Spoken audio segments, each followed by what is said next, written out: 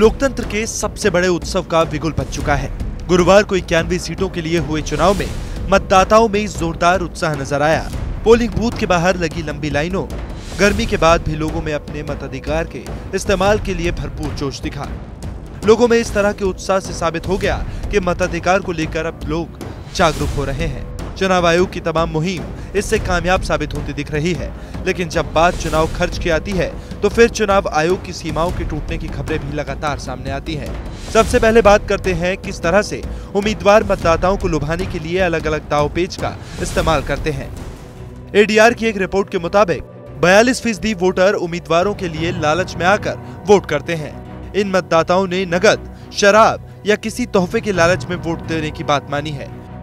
वोटरों को पैसा बांटने के आरोप में पिछले दिनों तमिलनाडु की 3 विधानसभा सीटों के चुनाव रद्द हुए थे। इनमें जयललिता की आर.के. नगर सीट भी शामिल थी। इस सीट पर वोटरों को 89 करोड़ रुपए बांटे जाने का हिसाब किताब मिला था। मौजूदा लोकसभा चुनाव में भी अब तक अकेले यूपी में 162 करोड़ रुपए नगद जब्त करने का आंकड़ा चुनाव आयोग जारी कर चुका है।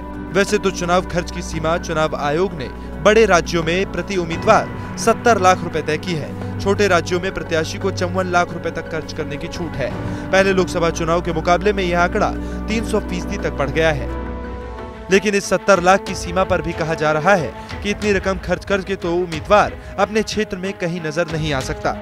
एक सामान्य चुनाव में यानी जहां कोई बड़ा चेहरा चुनाव न लड़ रहा हो, वहां पर भी एक उम्मीदवार 5 करोड़ तक खर्च करता है। चुनाव आयोग नामांकन के दिन से खर्च गिनता है, जबकि कई प्रत्याशी अक्सर 6 महीने से अपने क्षेत्र में मेहनत करते रहते हैं। चुनाव शुरू होने के बाद जनप्रतिनिधियों के जरिए नीचे तक रकम पहुंचाने का दावा किया गया है। शहरों में पार्षद और गांवों में प्रधान के जरिए वोटरों तक रकम पहुंचने का आरोप लगते रहते हैं। रैली में भीड़ जुटाने के लिए प्रति व्यक्ति बस के किराए के अलावा 300-400 रुपए तक दिए जाते हैं।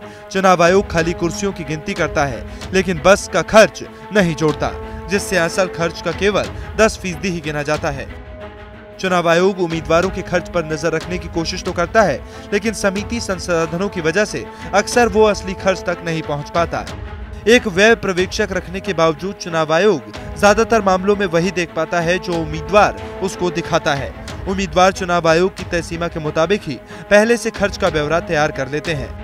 गाड़ियां, जनसभाओं, प्रचार सामग्री का खर्च उसी हिसाब से बताया जाता है। मीडिया खर्च का कुछ हिस्सा ही उम्मीदवार बतौर खर्चे के तौर पर दिखाते हैं। हर विधानसभा क्षेत्र में उम्मीदवार की 20 से 25 गाड़ियां दौड़ती रहती हैं, लेकिन दिखाते हैं सिर्फ 5।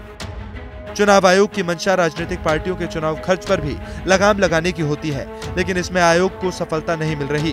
पिछले साल दिसंबर में आयोग ने कानून मंत्रालय को लिखा था कि राजनीतिक दलों के लिए भी खर्च की सीमा तय होनी चाहिए। उसका सुझाव था कि प्रति सीट प्रत्याशी के लिए तय अधिकतम खर्च सीमा के 50% से अधिक पार्टी के खर्च न करे।